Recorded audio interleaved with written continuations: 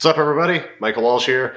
So, bear with me, I've got a bit of a cold today, but I've been lacking in content this last week, and not due to any lack of trying on my part, but because I keep having reoccurring issues with Adobe and my computer, and I think I've got it once and for all sorted, so hopefully that's the last hiccup. But I said last week that I was going to have more and more content about UFC 327. Last week and this week, I said it was going to give me a solid, week or two of content. There's plenty to discuss. And with that absolutely dreadful fight night with Burns, what else are we going to talk about? So, I've made videos about the main event here now with my thoughts on Jiri versus Olberg, and I've made multiple videos about Hockett versus Blades, but the card as a whole was pretty excellent, and there's a lot else to discuss. Chiefest of which being Cub Swanson. So this is going to be a front-loaded Cub Swanson video and then a rest of the card kind of video, because Cub Swanson is the most in need of celebration, because I said previously that Cub Swanson is one of the most underrated action fighters in history. Okay, it's not like he's without a fan base. It's not like no one knows who he is, but he is nevertheless underappreciated, because I think there's current action fighters who are rightfully beloved, Justin Gaethje, Jiri Prochazka, Charles Oliveira, guys who are still at or near the top of their game and of their divisions. And they, again, are fan favorites. They are celebrated for being some of the most exciting fighters in the sport, and that's all well and good.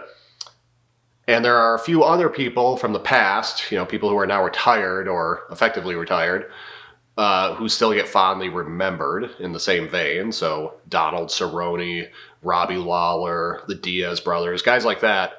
But there are some equally worthy, and in some cases even more worthy, just legendary action fighters who go under the radar. So like Matt Brown, I think, is someone who gets forgotten quite often. He gets a little slept on. He's the kind of guy that as soon as you bring him up, people will be like, "Oh man, I forgot about Matt Brown." Yeah, of course, Matt Brown. They know how great he was, how awesome he was. They just forget. But someone who just never quite got the credit he deserved was Joe Lauzon. Like, Joe Lauzon is one of the premier action fighters in history. Just utterly exciting grappler, great brawler, blood and guts, tough as nails.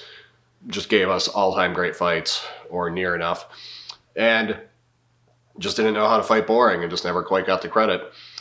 But, of course, today we're talking about Cub Swanson, and I wanted to do a little bit of a resume review for him because it was his retirement fight, and I'm glad he got to go out with a win. He actually is on a 2-fight win streak, both finishes. That's great. But, again, people don't realize generally just how epic this guy was, because to put in perspective, he had 45 fights and he had 45 fights and 35 of them were in the WEC or UFC. And for those who don't know, in the lighter weight classes, so bantamweight and featherweight, this is before flyweight got like as mainstream, but bantamweight and featherweight, the WEC just was the UFC. Because the UFC did not yet have bantamweight or featherweight divisions. It did not have them until it absorbed the WEC bantamweight and featherweight divisions. The WEC champions, Dominic Cruz and Jose Aldo, were just anointed UFC champion without having to fight anyone. It was similar to how when they absorbed Strikeforce, the UFC didn't have any women's divisions, and Strikeforce had like a growing women's bantamweight division, and Ronda Rousey just became the UFC champion without fighting anyone. And I think that's appropriate. It's different than like when they absorbed the WEC or Strikeforce and their lightweights and heavyweights and whatnot just had to fight people. Luke Rockhold was the middleweight champion in Strikeforce. He didn't just become the UFC champion. He didn't even get a shot at the UFC belt. He got a shot at roided up Vitor Belfort. Alistair Overeem came in and, got a shot or had to fight Brock and then got a shot at the belt, which he popped roids for. He popped for roids going into, with JDS had to drop out, rest is history.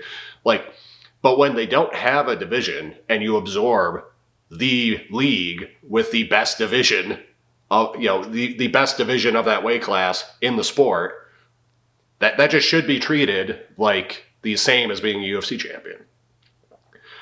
So this leads to things where like Jose Aldo is the youngest champion in history, not John Jones, if you count WEC champions.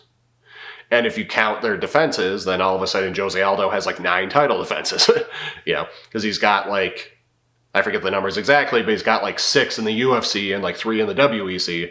And if you just look at his UFC defenses, you say, oh, 6, that's pretty good. But no, it's actually like 9, and that's all the better. So I bring all that up to say, like, Cub Swanson has effectively been fighting in the UFC for the last 35 fights of his 45-fight career. And of those 35 fights, again, collectively between the WEC and UFC, he has 12 Fight of the Night bonuses. So over a third of his fights are Fight of the Night. And included amongst those is one of the all-time great fights. I can't remember exactly where I put it in my top 15 fight video, but it was somewhere around like 10, I think. But his fight with Doo Ho Choi is one of the greatest fights in history. I vividly remember watching it live because my brother's a doctor and he was doing his residency down in Omaha, and I was down there visiting him, and I was there for like a week, and while I was there, that event happened. It was the same event where Max Holloway beat Anthony Pettis for the like interim belt. And I just remember ordering pizza and watching fucking Cub Swanson Choi live. And it was exceptional. It was just a war for the ages. And it illustrated what's cool about Swanson, because his striking style has always been crafty and idiosyncratic in a way that made the technique nerds appreciate him more than they like typically appreciate an action fighter. And on top of that, he had like cool things, like he's always been down for some cool like hip tosses, some cool judo throws, and he's just down to fucking like trade. He's just down to brawl. He's just down to be in a proper fucking war. And he's given us that time after time. And again, he gave us one of the all-time great wars against Choi. And in addition to those Fight of the Night bonuses, because Swanson, has a lot of decisions to his name, which ordinarily would be a knock if you're comparing him to someone like Jiri or someone like Charles Oliveira. But when you're so consistently giving us these insane wars, I don't give a shit if they go the distance. And on top of those 12 Fight of the Night bonuses, he's got multiple like Knockout of the Night and Performance of the Night bonuses on top of that, including ones where like you could have given it to him. Like he could have given it to him for UFC 327. Like his finish of Landwehr could have gotten him a performance bonus. They actually gave a performance bonus to Hockett. They gave that fight of the night, and they gave Hockett a performance bonus, which is generous. But like all this to say, Cub Swanson has just given us so much over the years. And it's impressive that he's had the longevity that he's had. It's impressive he's gotten to go out looking as good as he has. It's comparable to Robbie Lawler's retirement, or it's comparable to Jim Miller's later career, another underrated action fighter himself. But all that to say, Cub's the fucking man. Even some of his losses have been like all-time great. Like his loss to Jose Aldo in WEC, where Aldo just nukes him with a flying knee in a way that's like somewhat comparable to Conor just coming out and nuking Aldo in 13 seconds. It was cool. And like I said about Jiri, like if you lose, but you like lay it on the line, I don't care. It's not a big deal to me. It's not a big deal to me that Cub Swanson never fought for the belt. He might have in WEC. I don't think he did. And if he did, he didn't win. I don't think. And he certainly never fought for the belt in the UFC. And that's okay. That doesn't fucking matter. There are scores of UFC champions, okay? There are scores of WEC champions and Strikeforce champions and Pride champions. And many of them I don't give a shit about in nearly the same degree that I care about Cub Swanson. Like, do you care about Bilal Muhammad as much as you care about Cub Swanson? Do you care about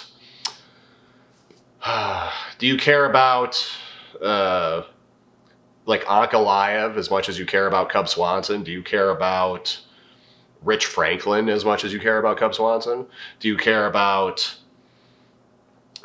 Johnny Hendricks as much as you care about Cub Swanson? Do you care about Henan Barrow as much as you care about Cub Swanson? Do you care about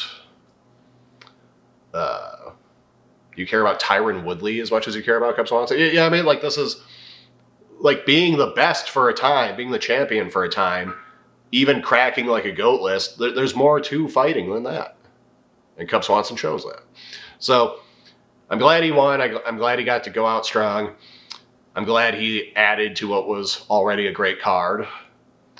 And it's fun to be able to talk about him. You know, it's fun to have a reason to talk about him. It's fun to have him in the headlines one last time.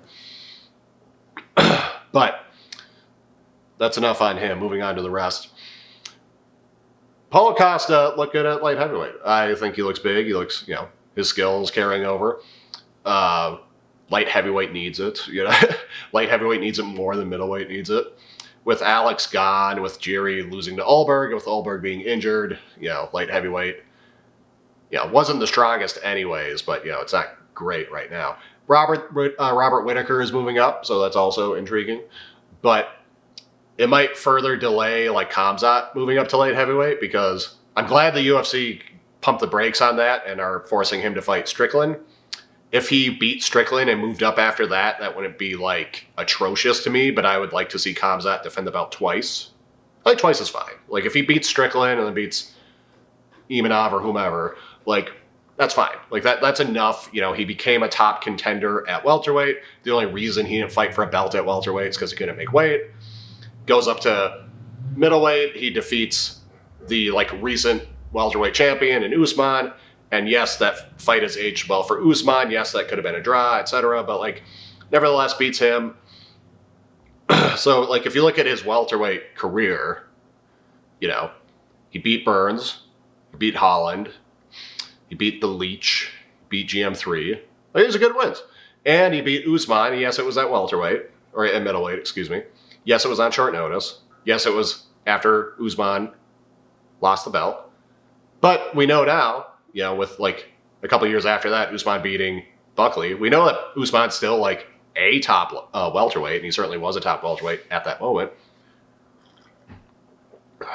So those are good wins. And then up at middleweight, to beat Dricus, to beat Whittaker, and assuming he beats Sean, those are great wins at middleweight. And if you were to add yet one more onto that, someone like an Imanov, that's pretty fucking good. Like, you're doing really good work in both divisions, and it's not insane if you want to go up to a third one at that point. But I think he's, you know, between Alex leaving and having, like, a vacant belt, Jiri doesn't win the belt, Ulberg, a much lesser star, not a star at all, wins the belt and is injured. I haven't read updates on that yet to know how bad his injury will be or is and how much it will, like, sideline him. But nevertheless, like, that just slows everything down. I would like to see Ulberg defend his belt successfully before he fights Khamzat as well, because it'll be lame if Khamzat is, like, his first defense, and if Khamzat beats him, it'll be like, It would just mean more for you to be this, like, two-divisional champ and this, like, triple weight fighter if the guy you beat for that second belt has a little more credibility, which Ulberg, you know, don't get me wrong, Ulberg has credibility. He's on a really good win streak. That knockout over Jiri was legit, etc. But, like, again, it would just look better if Ulberg defended it against somebody. Yeah, especially if it was someone, like, really deserving, like Ankalaev. But in any case, like, it's just good, you know, circling back to the actual fight of the weekend, it's just good to have Paulo Costa in the mix, because light heavyweight needs it. I wouldn't even hate it if they just, like, gave him a title shot, frankly. I mean, that was a solid win. And Jiri's out of the picture temporarily. You know, yeah, Whittaker's coming up, and Whittaker beat Costa, but, you know, I don't know. It's slim pickings at the top of that division. So if they're not gonna do right by Ankalaev, then why not give Costa a shot? I said in the lead up to this event that I like a good mix of shit to happen in my fights. And we got some of that. Like, we got submissions, we got knockouts, we got decisions, we got a war, we got, like, weird injuries in the main event. We got a draw in the early prelims. We got a lot of shit. However, as much as I defend that, and as much as I even don't mind kind of boring fights mixed in, so, like, I use the example of Henry Cejudo versus Sergio Pettis on whatever card that, I forget what card that was, but it was like some stacked top to bottom card. And it was sort of, to many people, it was the turd in the punch bowl. It was like the boring fight in the middle of all these great fights because Henry Cejudo came out and largely just out wrestled Pettis. It's one of his few like big wrestling performances in a high level fight. But to me, I was cool with it because it like just gave us some variety. It sort of played with the pacing and the rhythm of the card, gave you like a bit of a breather to kind of soak in what happened and then get hyped for what was to come. I'm all for that. However, that doesn't mean I want dog shit fights in a stacked card. Okay, so Reyes versus Walker, excuse me, Reyes versus Walker did just suck. That was just a boring, lame fucking fight. And as much as I like variety and as much as I like the pacing to vary in a big card like this, I don't want to fight like that.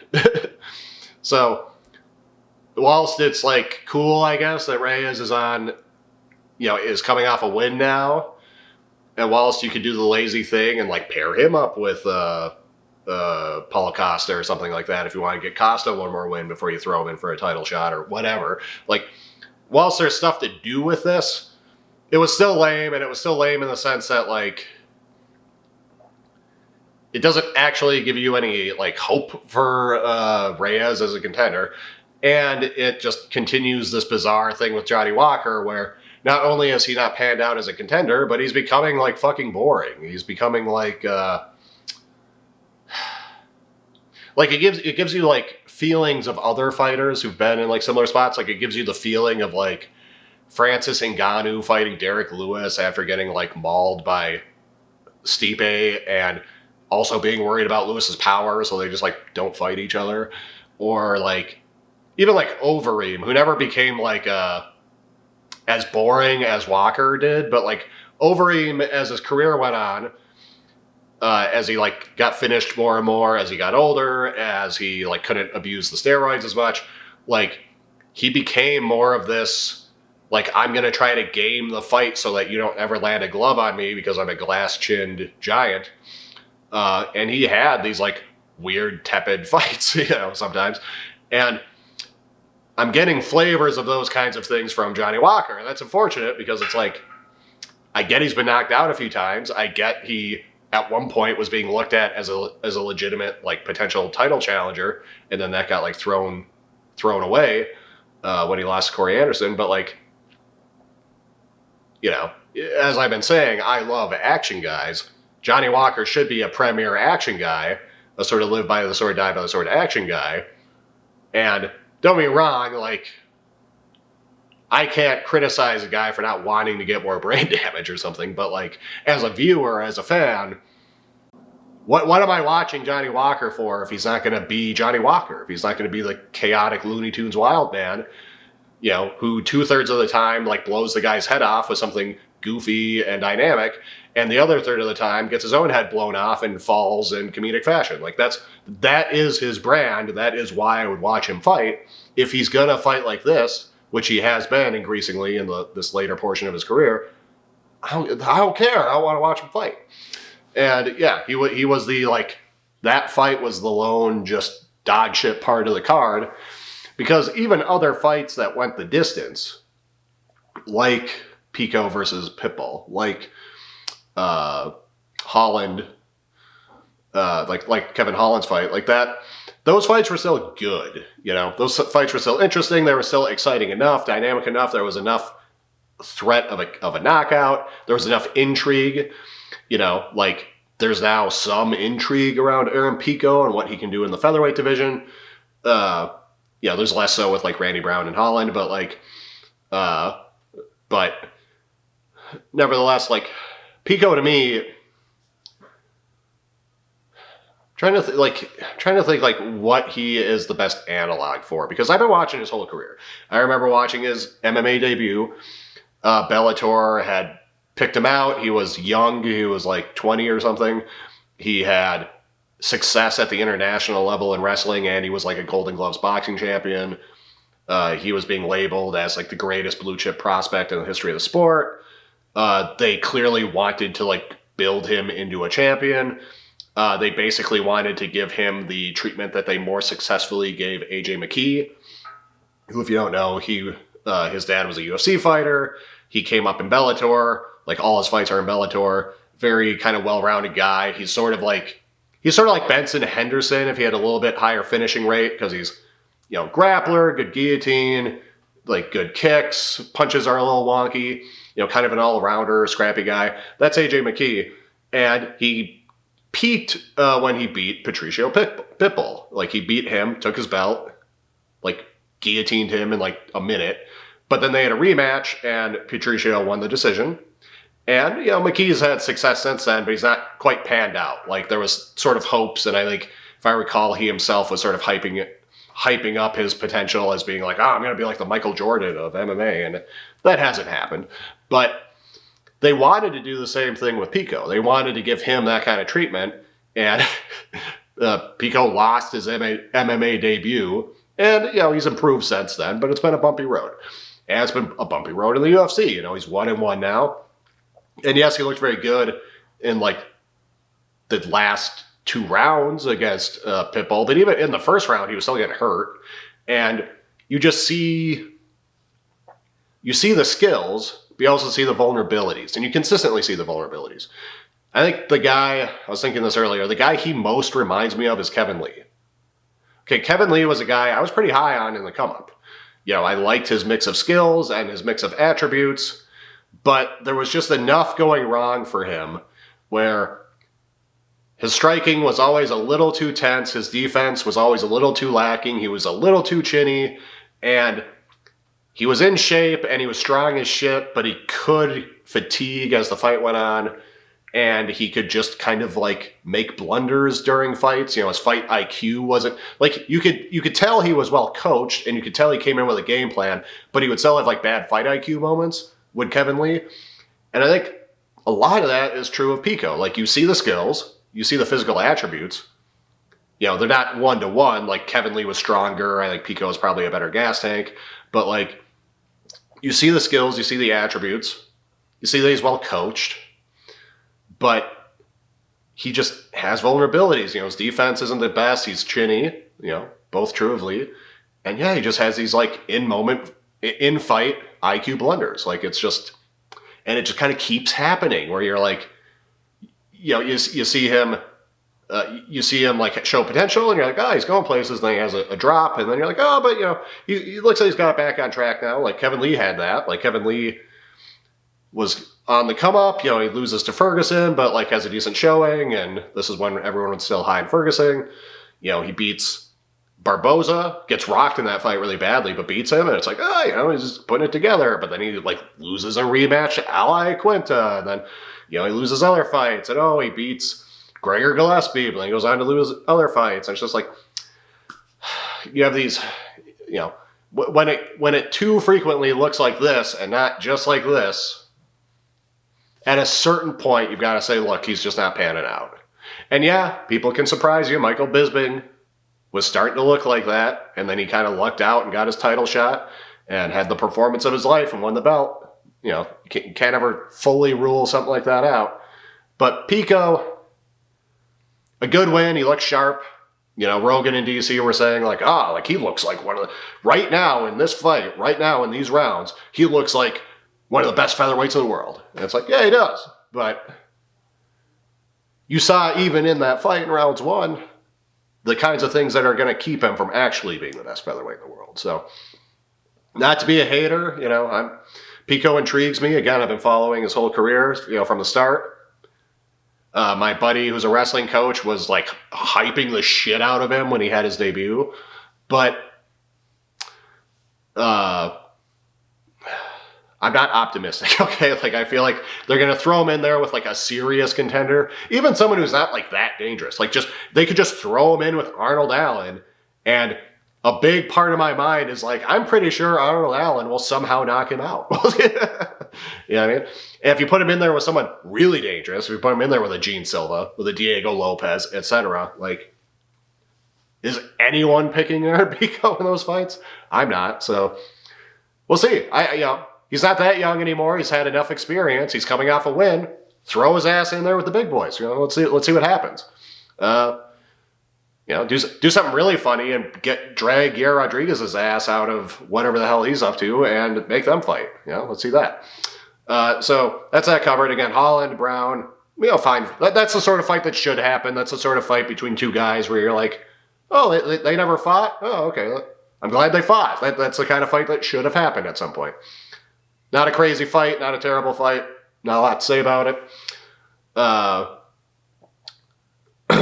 What else even happened on that card? This is what happens when you don't make a video about a card until after a week after it's happened. But yeah, just solid. Just, good variety. Again, finishes, wars, draws, injuries, decisions, decent decisions. The one indefensible stinker being Reyes versus Walker. But all in all, I'm glad I hyped the card up as much as I did. It fucking delivered. And just contrast it with the Burns card, where it's like, you've got Gilbert Burns, who's on like a 4-fight losing streak. He's old. Fucking guy, like, he was never even a champion. Like, I like Gilbert Burns. I think he was a very good fighter. He is a very good defense for Kamaru Usman. But the guy was never even a champion. He's on a goddamn 4-fight losing streak, and he's fighting some guy in the come-up who lost to fucking Neil Magny like 4 fights ago. Not to hate on him, and he looked good in his victory, but like, that's the main event of a fight night, and then the rest of the card has got a few people we recognize, and you got like Jai Herbert and some people like that, but it's like, that's a fucking UFC card. The standard should be higher. Like, people should skip cards like that and watch better cards. And that's where, again, like when I talked about UFC 327 and said how, like, you have to thread that needle of like celebrating when the cards are good, but also making it clear you're pissed they're not as good more often. This is me trying to do that. Like, I'm saying UFC 327 fucking ruled. It delivered. It looked good ahead of time. It's even better in hindsight. Again, the Reyes-Walker fight notwithstanding. But the general, like, week-to-week standard for the UFC is still not where it fucking needs to be. And, the next numbered event, it's, better now that Van is fighting Taylor on that. Of course, Khamzat versus Strickland. Of course, I'm very invested in that. I'll have to look at the rest of the card to refresh my memory to see how stacked it is from top to bottom. But the numbered events have been lacking too. And like many people have said, the White House card actually isn't looking that, oh my God, mind-blowing amazing either. So it's like, what are they saving everyone for? So UFC needs to step up their fucking game, okay? So that's all I've got on that. Again, sorry the content hasn't been more regular. Sorry, again, I've got this damn cold. It's affecting my speaking here a little. But let me know what you think about the card as a whole. Let me know what you think about guys like Pico, what you think about the title situation at light heavyweight, what you think about Khamzat moving up. Let me know what you think, most importantly, goddammit, about Cub Swanson, because that guy's a legend. That guy's a true G. And I'm glad he went out on a win.